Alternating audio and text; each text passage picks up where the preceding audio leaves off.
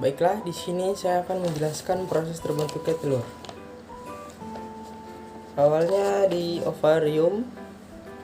Di ovarium memproduksi yolk yang perkembangannya dibantu oleh hormon FSH dari kelenjar pituitari anterior. Lalu yolk jatuh ke dalam kantong ovarium. Kemudian diambil oleh infundibulum. Nah, yolk berada di bagian ini berkisar 15-20 menit. Lalu masuk ke persimpangan antara infundibulum dan magnum. Jika di sini terdeteksi spermatozoa, maka akan terjadi proses fertilisasi dan telur dapat menjadi individu baru atau bakal calon. Tetapi jika tidak terdeteksi spermatozoa, maka tidak akan terjadi proses fertilisasi. Lalu masuk ke magnum. Nah, di magnum melalui kontraksi oviduk, di magnum yolk akan dibungkus dengan putih telur, terdiri dari 4 lapisan galaza: putih telur kental, putih telur encer, putih telur bagian dalam, putih telur bagian luar. Kemudian di sini selama 3-4 jam dibantu oleh sel gobelet. Lalu di ismus, di ismus itu yaitu mensekresikan selaput telur selama 1-2 jam, dilanjutkan dengan uterus. Di uterus di sini terjadi 2 fenomena, yaitu dehidrasi putih telur, kemudian terbentuk kerabang telur. Telur akan tinggal di sini sekitar 18-21 jam. Lalu ke vagina. Di vagina ini kutikula ditimbun pada kerabang untuk mengisi sebagian pori-pori kerabang selama beberapa menit. Lalu terakhir ke kloaka. Kloaka tempat keluarnya telur, yang total terbentuknya sebutir telur adalah 25-26 jam.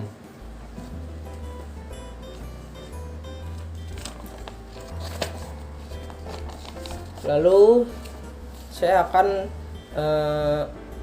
menjelaskan sintesis yolk yang terjadi pada hati. Kelenjar pituitari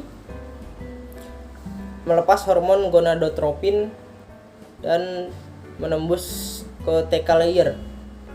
TK layer atau lapisan dari folikel ovarium yang mengelilingi sel telur yang berkembang, yang menghasilkan hormon estrogen. Hormon estrogen berfungsi untuk mensintesis bahan penyusun yolk, yaitu asam amino, fosfor, kalsium, dan lipid. Proses ini terjadi pada nukleus yang ada di dalam hati.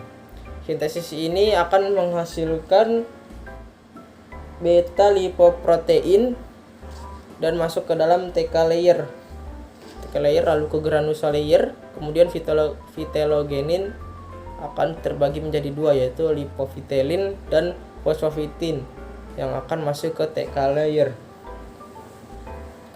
dan granulosa layer. Kemudian terbentuk yolk ataupun kuning telur.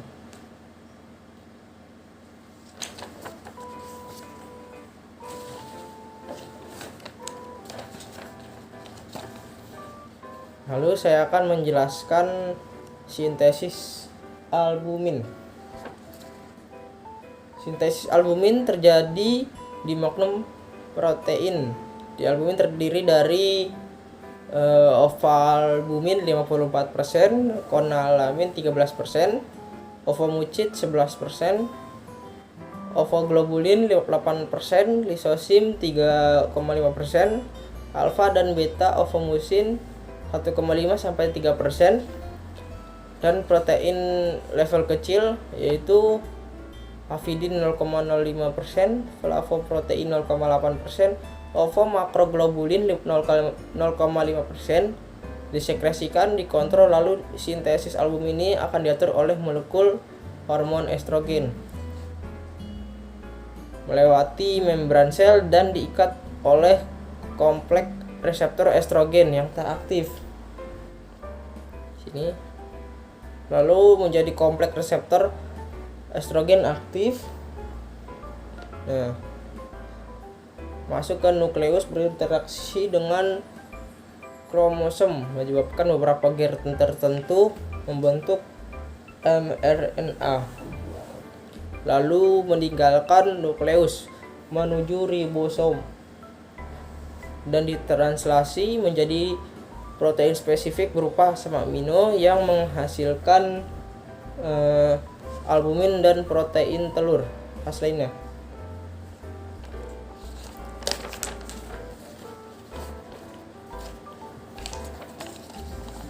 Selanjutnya saya akan menjelaskan bagaimana sintesis kerabang. Adapun sintesis kerabang terjadi di uterus selama sekitar 18 sampai 21 jam. Terjadinya sintesis kerabang awalnya karena adanya ion kalsium dan juga ion bikarbonat yang ada pada plasma darah. Adapun ion bikarbonat itu merupakan hasil dari metabolik dari mukosa sel kelenjar kerabang, yaitu CO2 plus H2O, yang menghasilkan asam karbonat. Asam karbonat dipecah menjadi ion bikarbonat dan juga ion hidrogen.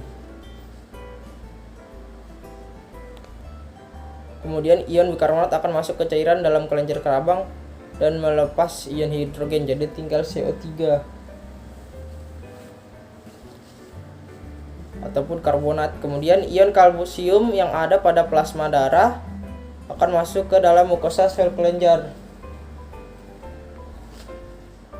lalu akan masuk lagi ke cairan dalam kelenjar kerabang dan bersatu dengan CO3 menjadi kalsium.